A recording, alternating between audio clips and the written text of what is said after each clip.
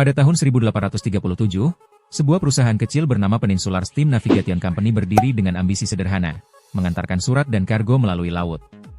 Selama 2 abad berikutnya, perusahaan ini berevolusi menjadi raksasa yang mendefinisikan kemewahan di atas lautan, membawa jutaan orang melintasi samudera, dan menjadi simbol kebanggaan maritim Inggris. Namun, di balik kemilaude kapal pesiar yang megah dan kaktail berpesta di bawah matahari tropis, tersimpan sebuah mesin operasional yang rapuh, terjebak dalam utang besar, dan kegagalan strategis yang perlahan menggerogoti fondasinya dari dalam. Kita tidak sedang membicarakan kebangkrutan mendadak yang disebabkan oleh badai, melainkan sebuah tragedi manajemen yang membuat perusahaan berusia 2 abad ini hampir kehilangan identitas dan nilai pasarnya. Mari kita bedah apa yang terjadi di dalam ruang rapat P&O Cruises. Pada puncaknya, P&O adalah sinonim dengan perjalanan global. Ketika era jet komersial mulai mendominasi, banyak orang memprediksi akhir dari kapal pesiar.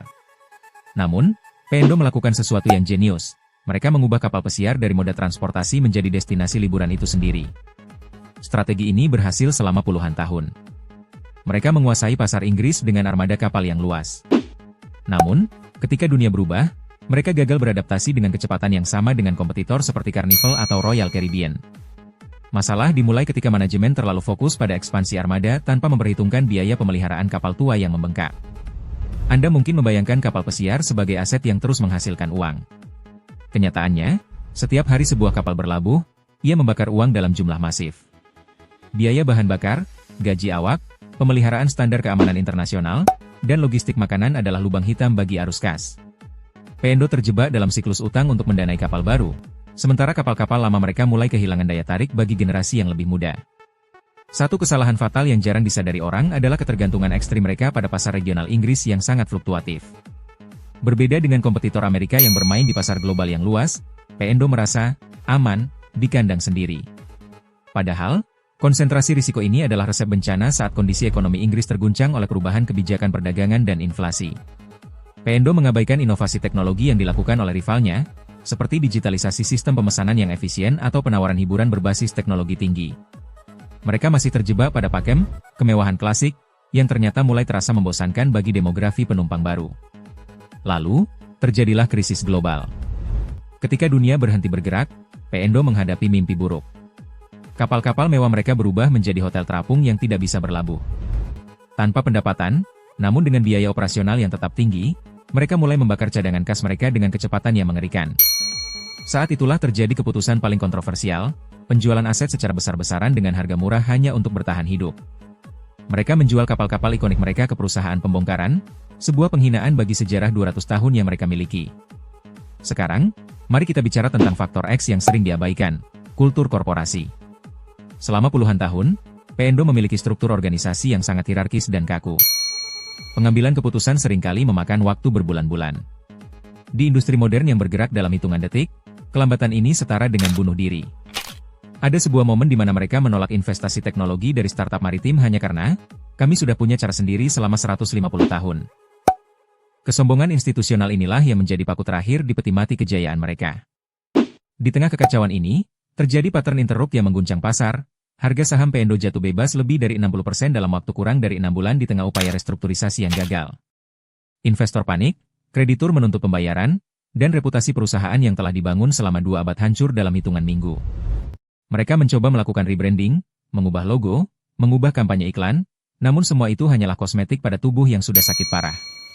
Klimaks dari cerita ini bukanlah saat mereka bangkrut, melainkan saat mereka harus mengakui bahwa model bisnis mereka sudah tidak relevan lagi. Kapal-kapal raksasa yang dulunya menjadi kebanggaan, kini terlihat seperti fosil yang mahal di tengah laut. Pengurangan rute, pemotongan staf, dan hilangnya berbagai fasilitas mewah menjadi pemandangan sehari-hari. P&O kehilangan jiwanya di tengah upaya putus asa untuk menjaga angka di lembar neraca keuangan agar tidak berwarna merah. Mereka mencoba meniru strategi hotel terapung digital, namun terlambat. Kompetitor sudah mengambil pangsa pasar itu jauh sebelumnya. Mereka mencoba merayu pelanggan muda dengan paket experience, namun infrastruktur mereka tidak mendukung. Semuanya salah perhitungan. Jika kita melihat ke belakang, kejatuhan ini adalah peringatan keras bagi perusahaan besar lainnya. Bahwa nama besar, sejarah panjang, dan warisan 2 abad tidak menjamin keselamatan jika Anda berhenti mendengarkan perubahan zaman. Kesalahan P&O bukanlah kurangnya dana, melainkan kurangnya visi. Mereka terlalu sibuk merayakan masa lalu sehingga gagal melihat masa depan yang sedang berlari meninggalkan mereka. Mereka menganggap diri mereka terlalu besar untuk gagal. Padahal di dunia bisnis, tidak ada yang namanya terlalu besar jika nilai yang diberikan sudah tidak lagi dibutuhkan oleh pasar. Kehancuran P&Do bukan sekadar soal angka. Ini adalah soal kehilangan jati diri. Ketika sebuah merek yang menjadi simbol nasional harus menjual aset sejarahnya demi membayar bunga utang, itu adalah tanda bahwa akhir sudah dekat. Sekarang, sisa-sisa P&Do hanya menjadi pengingat betapa cepatnya sebuah imperium bisa runtuh jika mereka tidak berani mematikan sistem lama untuk menggantinya dengan yang baru. Pelajaran berharganya sangat sederhana namun brutal. Adaptasi bukan lagi pilihan, itu adalah syarat mutlak untuk tetap hidup. Banyak orang mengira perjalanan laut akan tetap sama selamanya. Tapi lihatlah sekarang, industri pelayaran telah berubah total menjadi arena teknologi, di mana data penumpang dan efisiensi energi menjadi raja. P&Do gagal karena mereka tetap ingin menjadi raja di era yang sudah berganti. Jika kamu merasa terkejut dengan bagaimana perusahaan berusia 200 tahun bisa hancur secepat ini, kamu wajib menonton video kami tentang bagaimana Boeing gagal melindungi reputasi 100 tahun mereka. Di sana kita membedah kegagalan engineering yang berujung pada krisis kepercayaan massal. Sebelum itu, coba jawab jujur di komentar. Apakah menurutmu perusahaan yang sudah berdiri ratusan tahun punya beban sejarah yang justru menghambat mereka untuk berinovasi? Atau justru itu adalah kekuatan terbesar mereka? Mari kita perdebatkan di kolom komentar.